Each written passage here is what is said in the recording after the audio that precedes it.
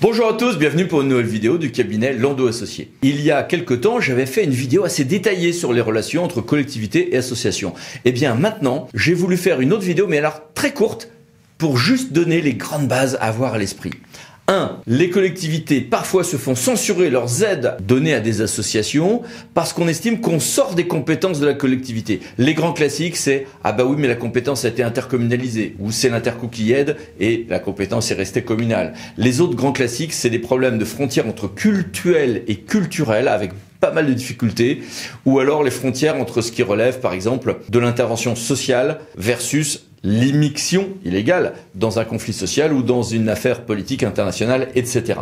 Autre danger à éviter, l'association ne peut pas agir à la place de la collectivité. L'association, elle peut exécuter des activités communales, elle peut gérer des équipements communaux, avec ou sans mise en concurrence, on en parle tout à l'heure, mais en revanche, elle ne peut pas prendre des décisions. Exemple de décisions qui ont été considérées comme illégales, eh bien, l'association peut prendre des décisions pour sa propre vie, bien sûr. Mais, par exemple, si une association fait un cahier des charges qui est repris ensuite type par les différentes collectivités membres de l'association, ça veut dire qu'on a conçu le service public dans une association, paf, c'est illégal et les marchés publics peuvent tomber derrière.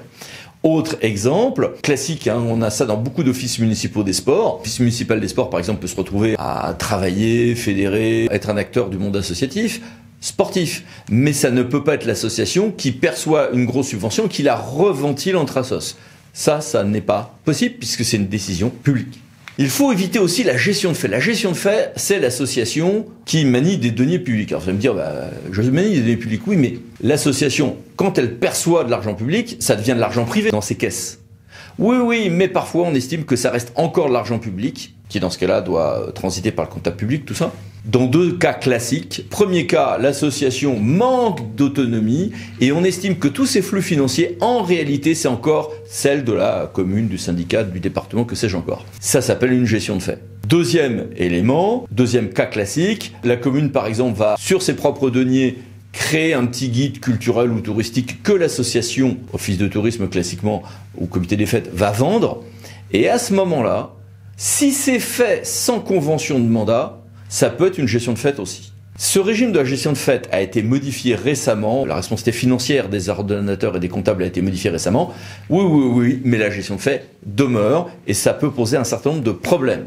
Autre élément, il ne faut pas être des deux côtés. Les doubles casquettes portent le chapeau. Le grand problème là-dessus, c'est l'article 412 du Code pénal. Il interdit d'être des deux côtés de la barrière, si vous préférez. Ce régime a été modifié récemment, loi du 22 décembre 2021 et 21 février 2022, mais quand même. Donc évidemment, si je représente la commune dans l'association, ça va. Surtout depuis ces deux lois, mais si je suis adjoint, je sais pas moi, au sport et que je suis en même temps président du club de foot subventionné, eh bien je peux avoir des difficultés à regarder au cas par cas, mais grande prudence à avoir à ce propos. Autre élément, souvent les communes disent, attendez, non, j'ai le droit de vous dire non à vos subventions et les associations comprennent pas toujours. Eh bien, je vous confirme qu'une association n'a pas un droit à sa subvention.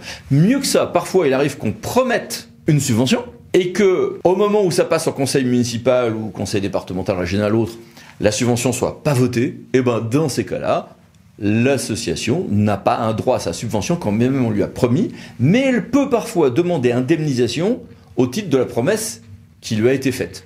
Dans ce cas-là, elle n'aura une indemnisation que limitée, selon une grille un peu complexe. 5.